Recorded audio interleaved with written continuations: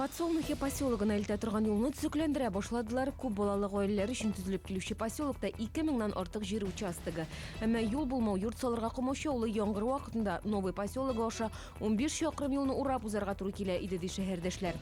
Яңа юл сентябрь азагына әзер була. Аның киңлеге 7 метр, узынлыгы 1,5 километр. Чаллыда 19 меңнән артык гаилә торак шартларын яхшырту өчен ана капиталыннан файдаланган. Республика буенча ана капиталын баланың белем бирүенә тоту өчен 575 гариза кабул ителгән. Капиталны әни кешенең булачак пенсиясының тупланма өлешенә күчерүгә бер кешедән гариза алынган.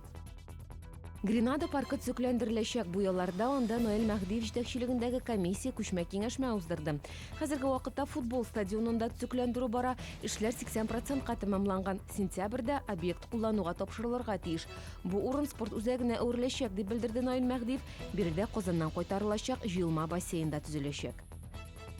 Чаллыда төзекләндерүдән соң Меридиан яшьләр клубын куллануга тапшырдылар. Бирегә 100дән артык бала йөри. Клубта хореография залы, патриотик тәрбия бирүгә корылган милли бизәк дип аталган бүлек, уен һәм иҗат заллары бар.